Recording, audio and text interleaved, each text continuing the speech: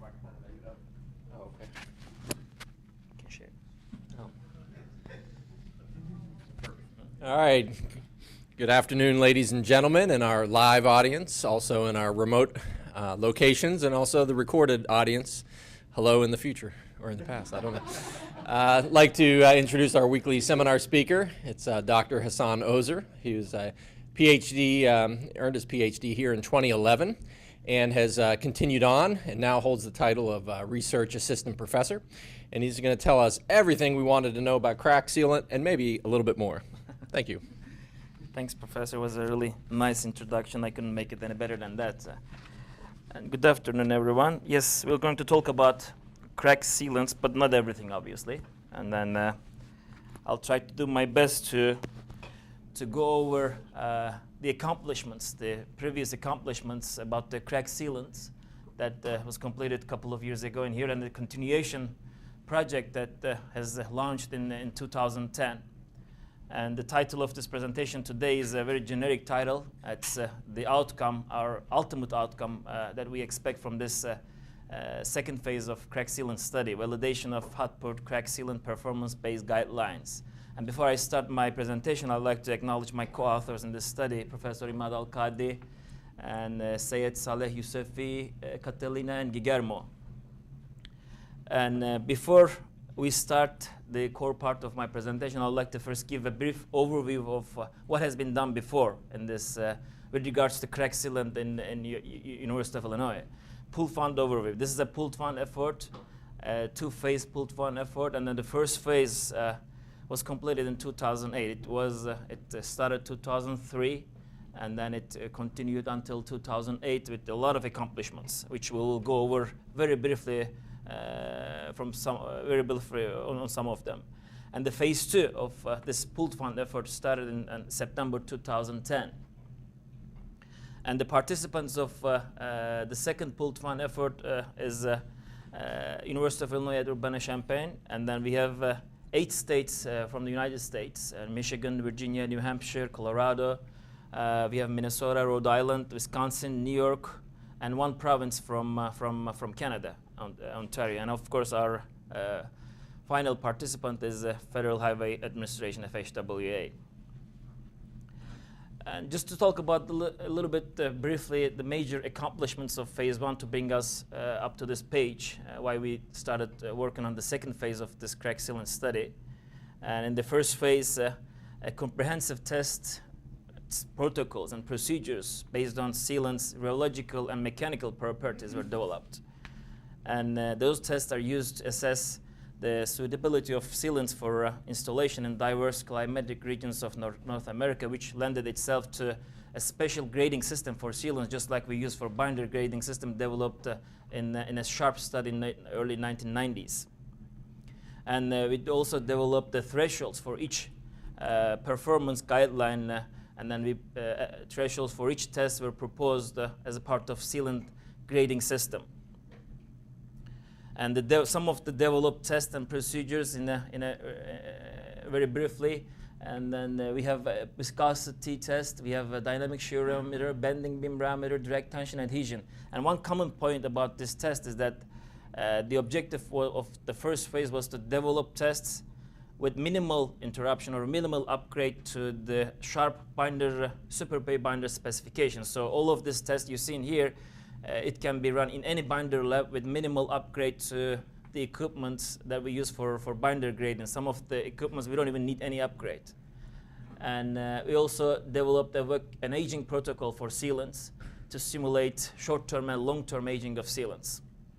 And then all of these tests, except the last one, blister test, which is used for adhesive properties of determining the adhesive properties of sealants, they are now reviewed under provisional standards of ASHTA.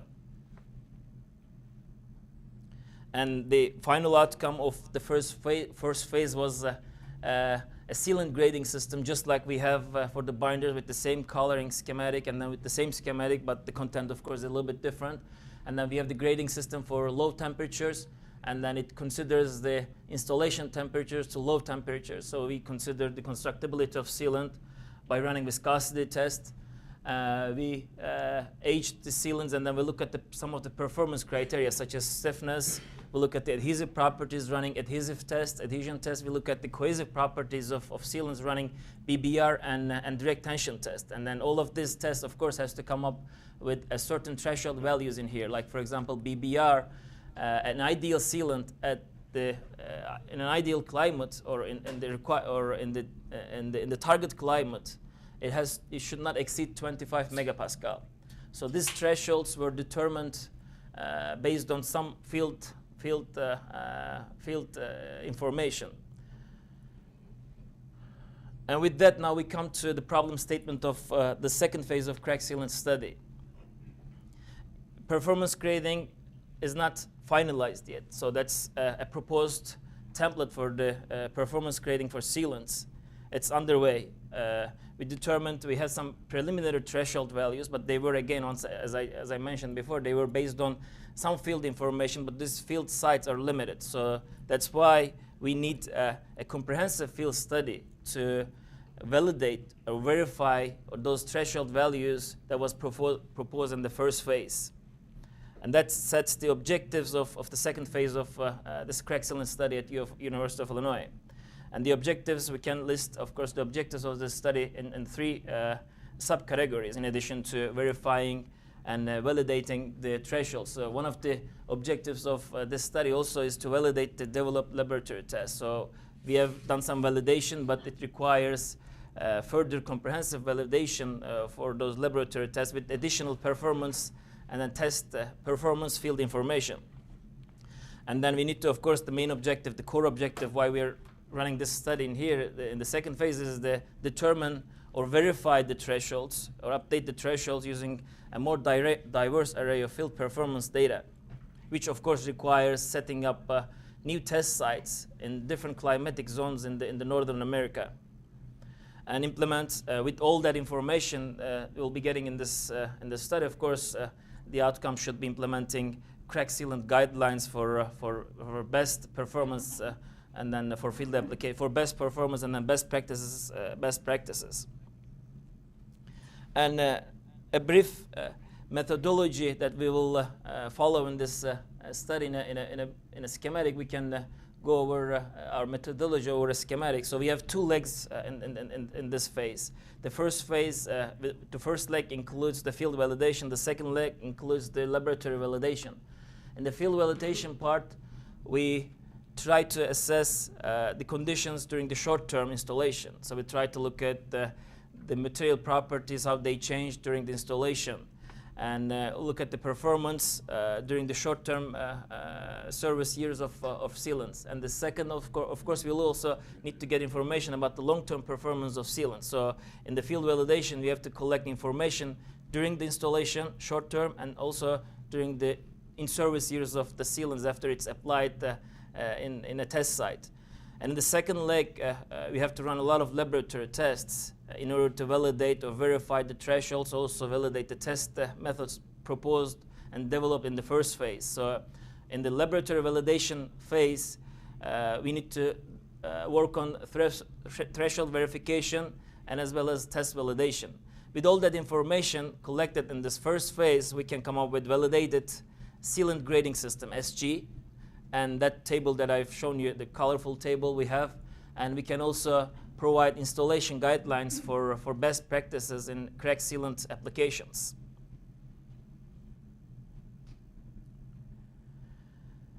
Now, with all that background information, I think before I move on to my presentation today, I would like to talk about briefly what do we mean, what do we understand by crack sealant, and what type of basic treatment we can have with crack sealants.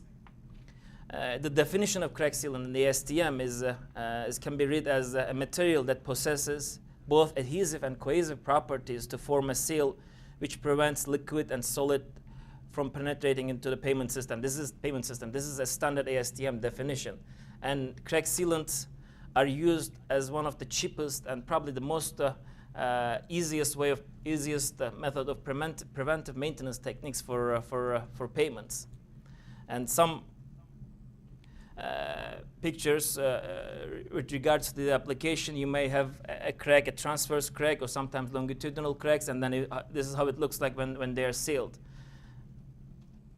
And some more definitions for the crack sealants about its properties of the sealants. It's initially, during construction, it's a fluid, and then it provides enough fluidity so we can fill in the cracks or fill our reservoirs. And then through chemical and physical processes, it forms a viscoelastic rubber-like material that can withstand extension or compression during the service life of the pavements. And some of the properties of crack sealants, and these are microscopic, ultraviolet microscopic images from some of the typical sealants that shows, for example, a GTR, ground tire rubber in it. But the main components of sealant is it's a polymer modified bitumen with some amounts of filler in that. And the polymers, usually we have styrene butadiene SPS copolymer blocks in the sealant. Usually the percentages 0 to 15% by volume. And this is usually a manufacturer's secret, and we don't have any information about the contents, at least the specific percentages of each components, but we can have a minimum or maximum range of the ingredients. And one of the main ingredients is styrene butadiene SPS. And SPS polymers are there to reduce thermal susceptibility. Also provides resistance in summer temperatures. It increases the stiffness of the sealants. And the second main component is the filler. And the filler, as fillers, we can have ground tire rubber, we can have mineral filler, and then we can have also limestone as a filler in the sealants. And this filler, the responsibility or the function of the sealant, filler in the sealant is to provide body resistance and then and also improve the wearing resistance of sealants during the application of during the truck loading or traffic loading. And some of the basic techniques for crack sealing. We can have two types of treatments that can be followed for sealants. One of them is route and seal, also known as crack seal, and the other type is clean and fill, also known as crack fill. And the first one, route and seal, we need to create a reservoir, and the depth of and the width of the reservoir may change, and it is variable depending on the application. And we might have an overband that bridges this reservoir, and the reservoir is filled by crack sealant material. And the second treatment technique, we can have crack fill. We don't need to create a reservoir, and we can only fill the crack, and then we can also have a bridge on the surface, as also we can call crack overbanding. And some pictures to show how the reservoirs are looking like when they're done during the application. This is a reservoir, standard reservoir, 3/4 by 3/4. And then this is how the treatment looks like when it's finished. And this is also a finished product for a clean and seal, which doesn't require a reservoir. The selection between route and seal and clean and fill depends on the conditions of the pavement sometimes, because if you have a highly oxidized brittle pavement, sometimes routing this pavement may generate or trigger spalling, so you may avoid routing in such pavements. And for pavements for cracks that are moving more than a certain threshold value, sometimes it's required or desirable to have route and fill instead of crack and fill. So there are some criteria that you can follow when selecting the type of application. And the common practice in the US, the common practice is the reservoir geometry is 3/4 by 3/4 inches. And whereas a common practice in Canada is a little different, wider and a shallower route. It's about 1.5 inch width and then 3/4 depth. Reservoirs are commonly used in Canada.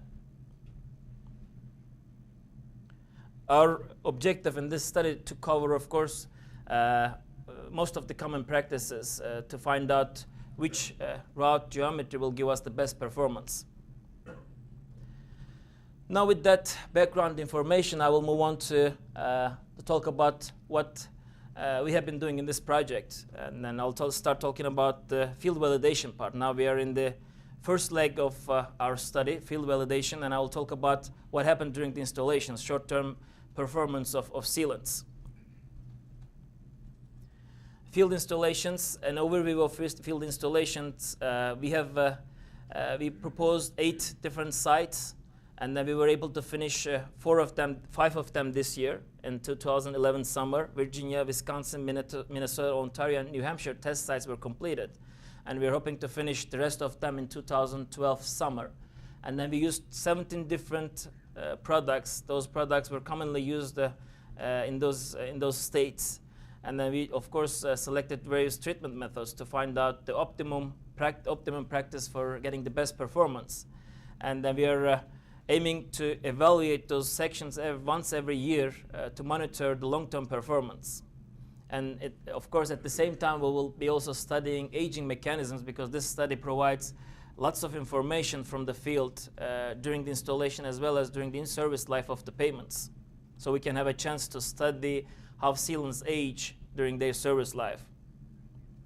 And we were also, in addition to what were proposed in this study, we were able to add another test site to our test plan, which is a test site in our facilities, Etrel. And this facility is only going to be used for getting field samples to study field aging.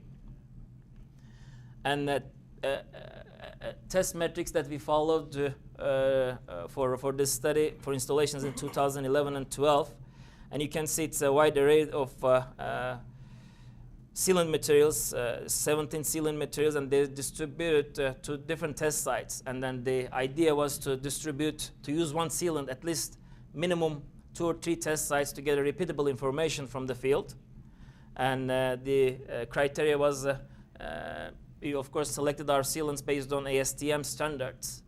And then because we don't, initially we don't have an idea about their characteristics. And then we tried to use the same material at minimum at least 2 test sites. And we are also forcing some failures in the test sites, so, like for example using the wrong material in a test site, so we can verify our thresholds or fine-tune our threshold values.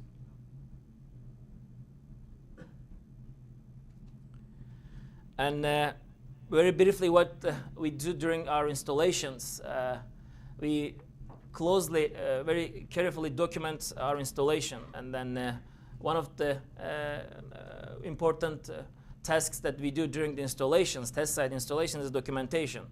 And we take pictures of each crack before treatment, after treatment, and also whenever we go to this test site for evaluation, we document every crack by a picture to monitor the performance of the sealant visually. And you can see now some of the cracks prior to treatment and right after the treatment. And one of the tasks we do also during the installation is to record the displacements. So that's one of the determining factors for the sealant performance. And so we need to have an idea how those cracks are moving during winter and summer time. So that's why we nail 2 stainless screw pins on each side of the crack, and then we take a reference measurements right after the installation, and then we go there every time in winter and summer to see how much our cracks are closing and opening. This is probably a very easy way to do that, but it gives repeatable and reliable information for the sake of this study. And then we can have 1-point or 3-point measurement. 1-point measurement is taken at the lane edge. 3-point measurement gives a rough transverse profile of crack displacements. And you can see in the close-up pictures our stainless screws nailed in the pavement, and then they're epoxied. And in the first evaluation of our test site, we have observed that they're still staying there strongly. And one of the other tasks we perform during our installation is to record the temperatures. So we take the temperatures from, we record the air temperatures in our test site. We also have readings from the pavement itself. So that's why we install 2 different thermonodes, wireless thermal nodes. One to record the ambient temperature, the other one to record the pavement temperature. The one in the pavement temperature is is buried about 1 inch below the pavement surface. And then they record the temperature every 30 minutes. And then we will be able to collect this information whenever we visit the test site. And another task that we perform during installation is to take very close measurements from the material, the temperature of the material during installation. The sealant application requires a kettle. A kettle is used. The kettles are used to heat the sealants, and it's oil-jacketed material. It stirs the sealant in a container, and then we take measurements from the kettle using a long probe, which records the temperature at the tip, 5 inch, and then 10 inch above the tip. And also we take the measurements on the cans that we collect the samples from the kettle. And we collect the measurements obviously from the panel as well. These are usually automated kettles, and then we can have a very good idea about the temperature of the kettle, but most of the time they are not calibrated well, so that's why we are not relying on just the panel reading. We try to take our own readings to monitor the pavement crack sealant temperature. And this is just an example how the temperature varies during the installation. The installations can start early during like 8 or 7 a.m. and then we record the temperature until we finish the installation. And the solid lines are from the panel readings, and the marks are indicating our readings. And you can see now for this particular kettle, we have a good match between the panel readings and our outside readings. One important thing about sealants is that the installation temperature is very critical, and then if you don't follow the recommended temperature, if you go above the recommended temperature, you can degrade your sealants. If you go below the recommended temperature, you may not get the proper adhesive properties. You cannot get the proper adhesive properties of the sealant that you want to use for that climate. And we had, as I discussed at the beginning of my presentation, we had 5 sites completed in 2012, and then we basically followed the similar schematic or similar test metrics at each test site. That's why I'll only go over one of them to give you an idea about how a test site looks like. And this is the Minnesota test site, and the Minnesota test site was done on Interstate 90 in the vicinity of St. Charles. And we had 2 contractors, 2 different kettles used in this study. It was a pavement overlaid in 2009, and it's a reflective cracking site, and the total length of the section was 2 miles. And here is the test metrics we followed in Minnesota. And we have numbers for each section. Each section is about 200 to 400 feet, and we selected 10 cracks at each section. And then we had 7 different products used in Minnesota, and each product you can see are installed using a different treatment technique. We have one of the products that we name as a GD, and then you can see the treatments route geometry that we use with this product. And we have another product, FP, and you can see the route geometry in the very last column that we use with this product. And we also look at the differences, the performance differences between route and seal and clean and seal for some of the products. Like FP and HP, we had the chance to install them by having a route or not having a route. And the second part of the test site, similarly, we followed a similar procedure for each product. We have different route geometry. We also looked at clean and seal performance versus route and seal performance. This is the typical test metrics we follow in this study. We try to repeat this test metrics pretty much everywhere we go. And but the number of products may change from 5 to 7 in each test site. And finally, we had our own test site, Etril, and then in this test site, we created on a pavement section near TOL, we created some routes, and then we cleaned them. We followed the basic procedures of sealing, and then we routed, cleaned, and then sealed them with the materials that we use in this test. In this study, the idea of it's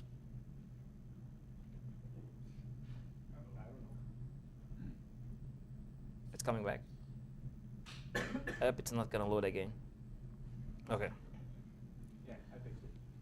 we're back.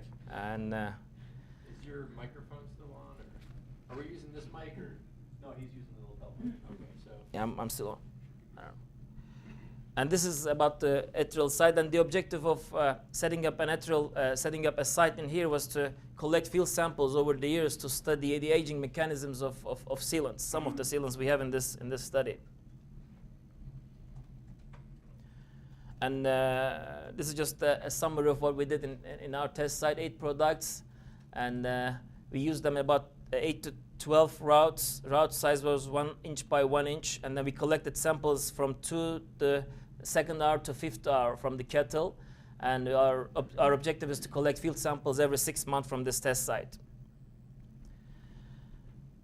And now we're moving from short-term installation to long-term performance in the field validation leg of our study. And in the short term, we just observed what's happening during the installation. And now our main objective is to look at the long-term performance of sealants. Of course, it's just been only 6 months after we did the installations. We don't have any data to talk about long-term performance, but I can just give you an idea what we are hoping to do. And test site evaluations our proposal is to have these evaluations once in every winter in the coldest time of the year. And then we started with Minnesota, and then we continued to wrap up our season this year with the other test sites. And we evaluated 200 plus cracks at each test site. We of course recorded the displacements, and then we documented with the pictures and the temperature data. And just to give you an idea how they look like after about 6 months, and one of the products that we have in Minnesota, this is right after installation and then after 6 months. And this was a clean and seal section. As you can see, this product failed miserably even just in 6 months. And this is a surprising outcome for us to see such failures at an early stage.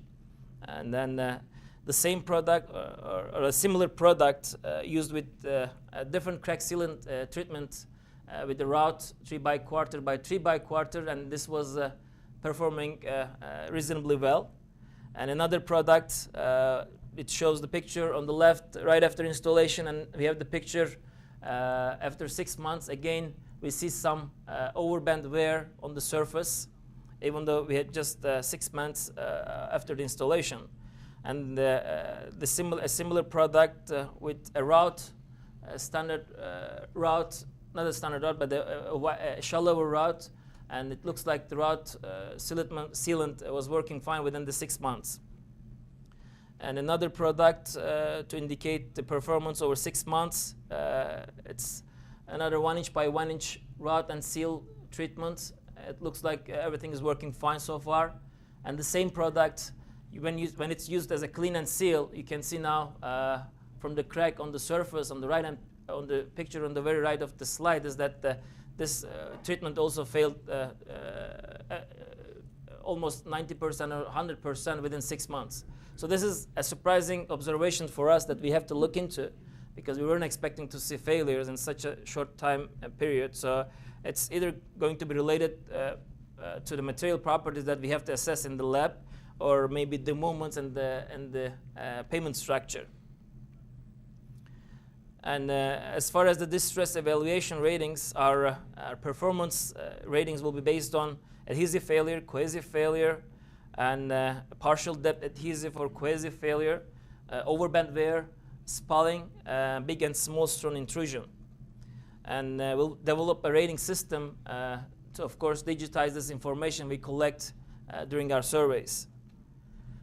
And typical sealant distresses that we have observed so far is adhesive failure. And then this adhesive failure may not be related to thermal expansion and contraction. It may be just very well related to plowing operations during during winter time. And we can have a stone intrusion failure, especially for soft sealants. Some of the big stones can be intruded in the sealant in summer times, and then when the stone when the stone comes out, this will create a potential zone for a cohesive failure.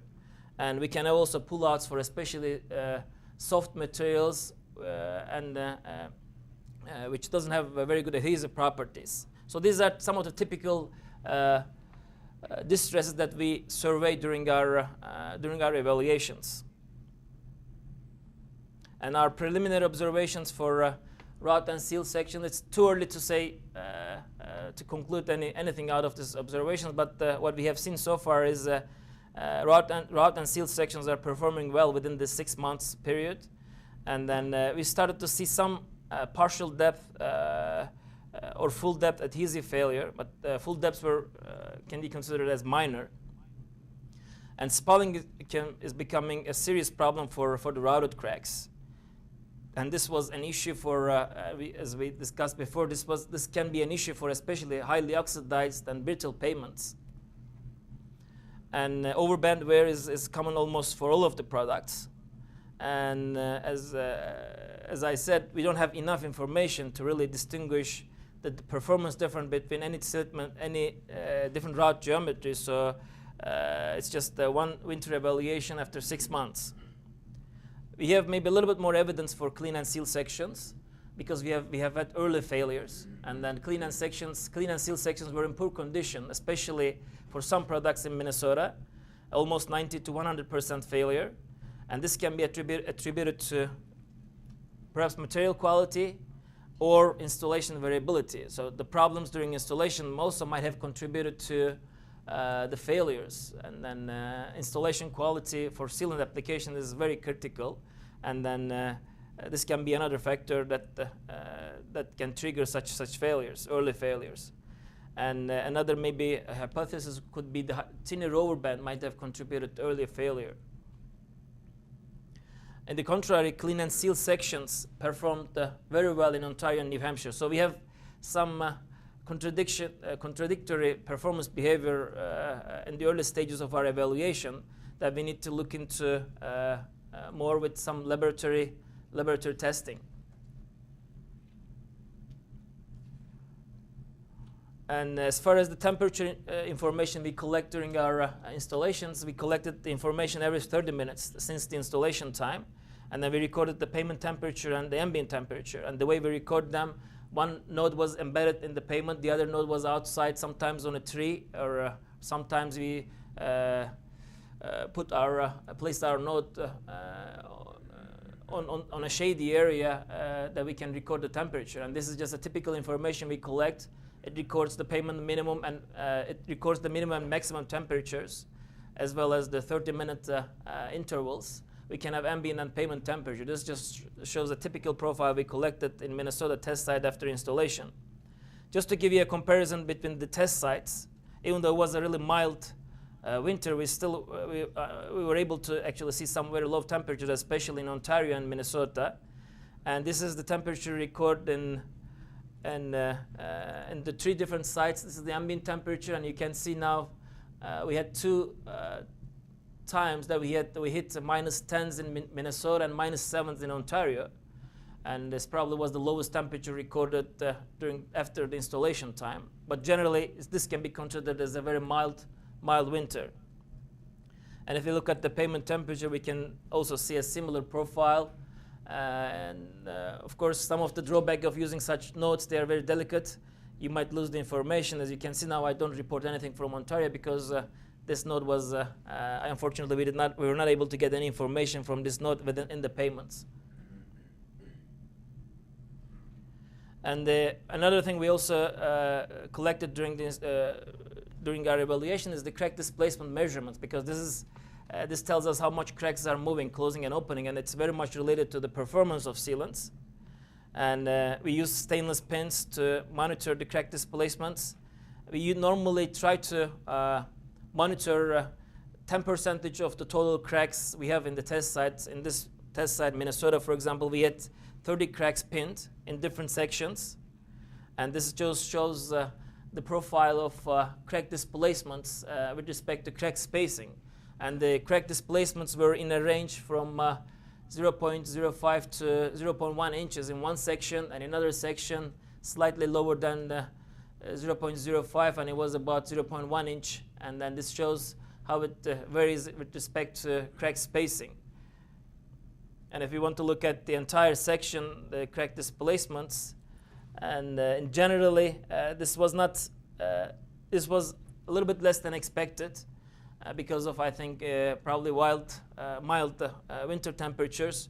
But still, it shows us we can record the crack displacements. But with regards to correlation to crack spacing, we don't really see a good correlation yet in here. And maybe there might be some new cracks developing within the cracks that we have. So that's why this crack spacing may not give us a good correlation between the crack displacements.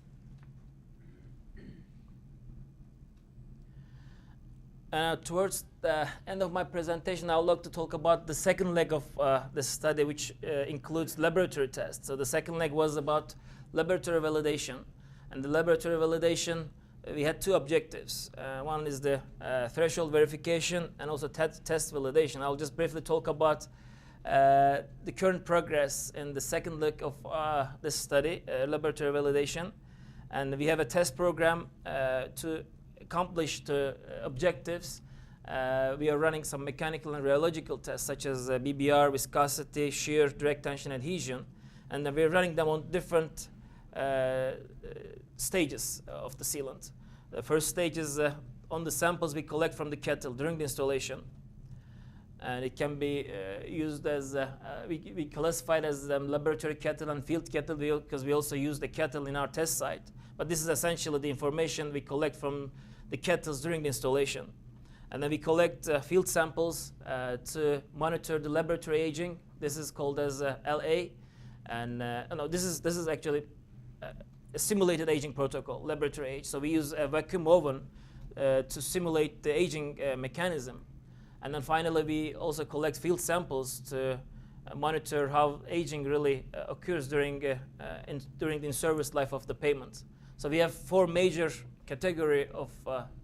stages of sealants we closely characterize in the lab. And we have a certain naming convention. It's maybe very briefly, let me talk about it because I will refer to this convention maybe in some of the slides. And we have a capital letter. It stands for the manufacturer. The second letter is standing for the ASTM type. We have 4 ASTM types for sealants, 1 to 4, and then A, B, C, D is standing for the ASTM type for sealants. And the second part of the naming convention is stand for the aging method. So different stages of our sealants. It's either a lab kettle, field kettle, a laboratory unaged, lab aged, or field aged. And then the last one is indicating how much time we consume during this aging time. So it can be, if you're using a field kettle, it can be from 2 to 5 hours. So it's the 2 to 5 hours of heating time in the kettle. And specimen preparation procedures, just to visualize them. In order to prepare our laboratory unaged specimens, we are using an oil-jacketed melter. This is defined by an ASTM method. And this simulates the kettle in the lab environment. And then we have a vacuum oven aging protocol. And it is requiring 16 hours of 115 C at the zero pressure aging. And then we have a laboratory kettle that's from the field. We can collect from the field or in our laboratory. We can collect this information from the kettles through the field samples. We can also use the same melter that's specified in the ASTM to heat our materials over extended times to see how the materials are behaving after prolonged heating times. And then field kettle, those are the kettles we have in the field. We collect samples in the cans during the installation. And then and we can also field age samples we collect, we pull out from the routes. And the mechanisms of aging, or not the mechanisms, but the factors that affects aging during installation and weathering, this can happen in two stages. And during installation, we have very high temperatures from 170 to 200 Celsius, 340 or 390 Fahrenheit. This is our installation temperature, and these are the recommended temperatures from the manufacturer. And then heating time usually during the application is less than 10 hours. And then we sample during the installation to monitor this effect. It's called short-term aging. And for the weathering, we have low temperatures relatively. And then the factors that affect the aging is sunlight, salt, rain, snow, automated fluids, long durations, and then we have field samples to monitor or to characterize long-term aging. And then we collect those samples at every evaluation. And the testing approach for this validation part is we have field samples. Field samples can be coming from the kettle or during the service life of the payment sealant, and we analyze those sealants to determine the rate of aging and the mechanisms. And then we also simulate the aging using vacuum oven or melter, the tools available in the lab. And the idea is to match these two approaches and then validate the aging protocol. And so far we have included 2 of the tests for validation, but there will be more in future. And we primarily relied on rotational viscometer and bending beam rheometer. And quick preliminary results from viscosity tests. And I'll just show you our results from 2 of the products. And this chart shows us the results from an unaged material.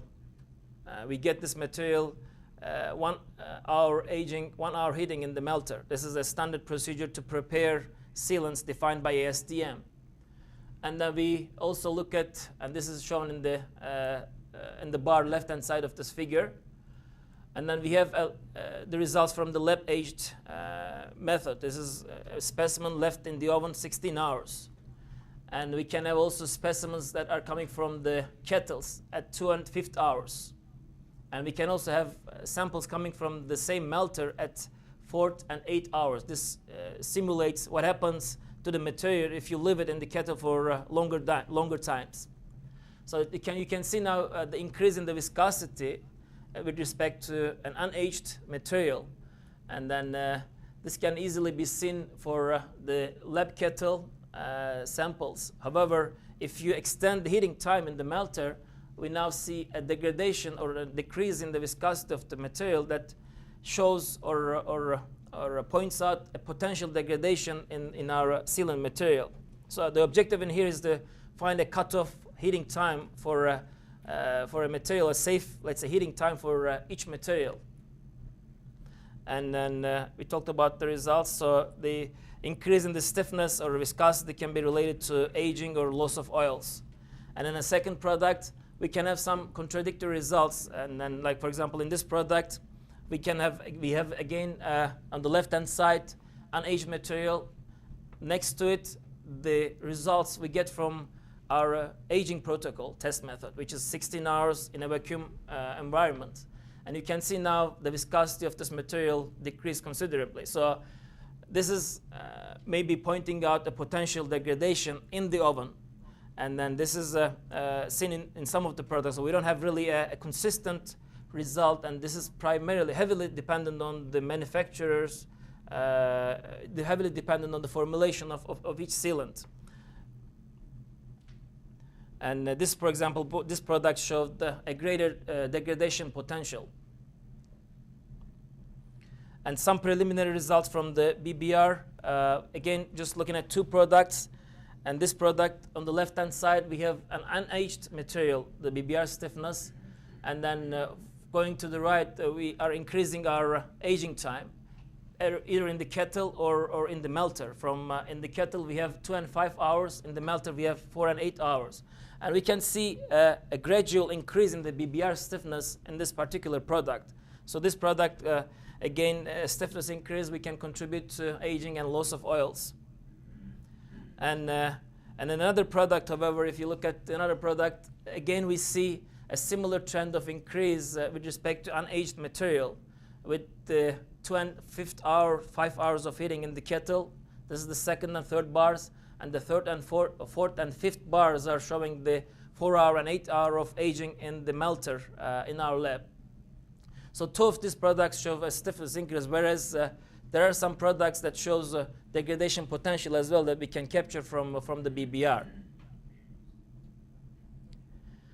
And a summary of what we have seen in the lab so far is, again, it's too early to talk about or to draw any conclusions, but at least we can see that the sealant type and manufacturer can have a significant effect on the aging mechanisms. And most of the aging in the kettle so far, short-term aging, happens during the first couple of hours. And degradation potential with vacuum aging protocol was observed for some materials. And this is a very important factor that we have to watch. And we have to look at the samples we collect from the field if we really can match this potential as compared to laboratory aging protocol. And we'll be adding, of course, new tests to our analysis protocol, to our arsenal. This test will be shear modulus. We're using a DSR. We'll also be looking at some molecular investigation, molecular level tests, such as using gel permeation, chromatography, or other available methods to understand the aging mechanisms. And this, with that, I'll wrap up my presentation. And then before I do that, I'd like to acknowledge the contribution of FHWA and also participating United States, Canadian provinces, and of course all of the grad students at Tetrel. We have used their help a lot during our installations. And Aaron and James, they were very helpful in our winter evaluations. And Jim, of course, as usual, he's helpful for everything. Now with that, I'll conclude my presentation. And if you have any questions, I will be glad to answer them.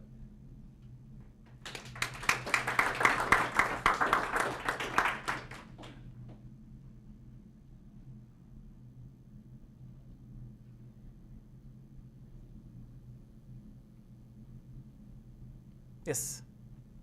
Nice presentation, Dr. Ozer. I am not very familiar with the installation process. So when you were showing the route and seal where they're creating the reservoir for the sealant, did you notice a difference in the time required based on the route geometry? Will there be an economic component to that? Is there a preferred geometry based on the amount of time required to create that reservoir or not? That's a very good question. That's again, I did not talk about all of the tasks that is required in this study. As cost effectiveness is also part of our job to look at in this study. And as you can imagine, routing is adding additional time during the installation. And then if you cannot get the additional performance by adding additional time during installation, that's probably not preferable. And then that's something we also have to look into that. And then so far, I don't have any evidence to talk about it. And then this will be based on the performance information we'll be getting from the field and how much we are adding plus or how much money that's needed to route the cracks. I think, I don't know if I understood correctly this question. I think you was asking between the two routes, the one that they use in Canada and the one that they use here in the US.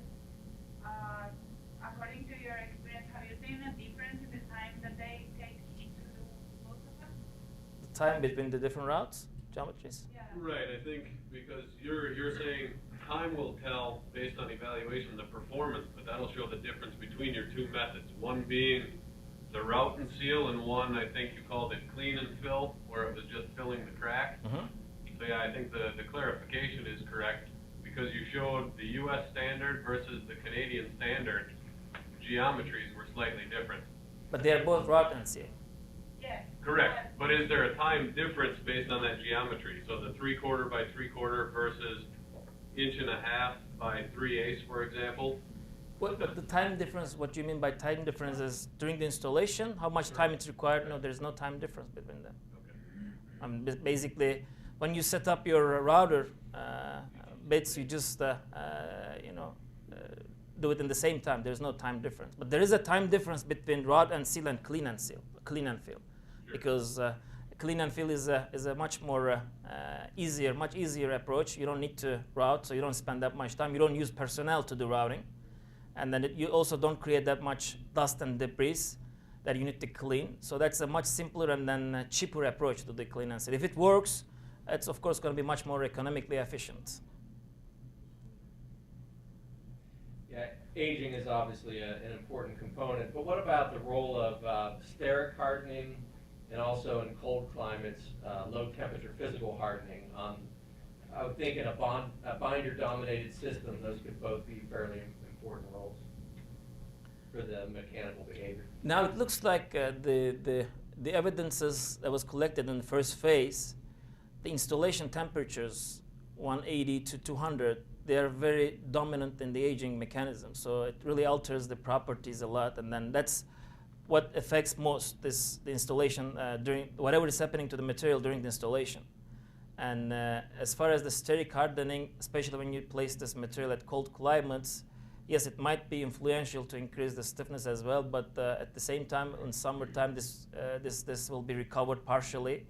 And we did not consider looking at that steric hardening part, but that can be also added as well, yeah.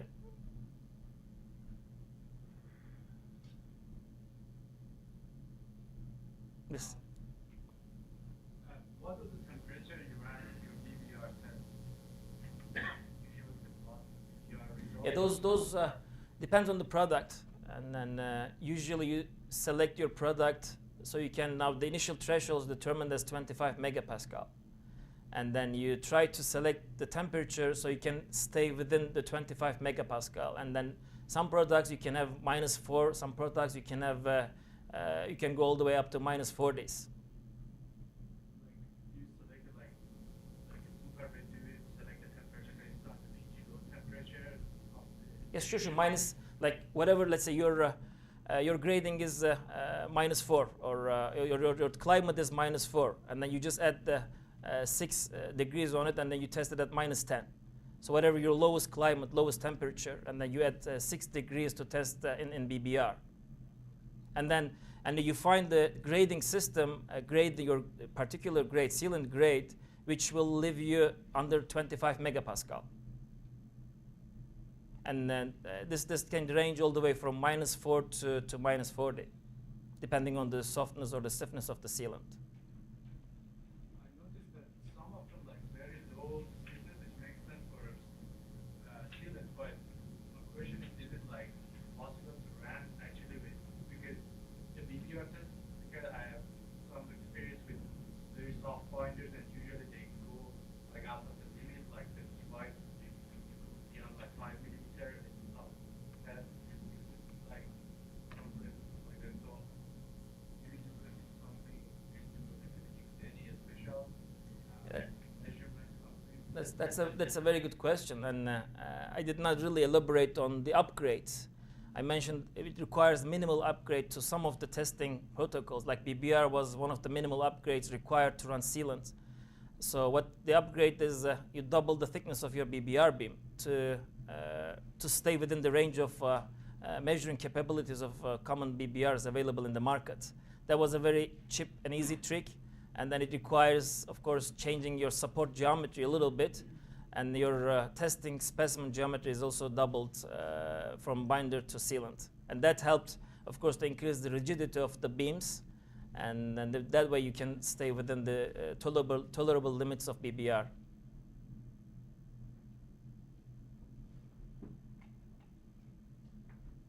Any other questions or questions from our remote audience? You can always type in the Adobe Connect chat area. About, Waiting. Out of time, and as I don't see any evidence of any further questions, let's thank Hassan again for a great presentation.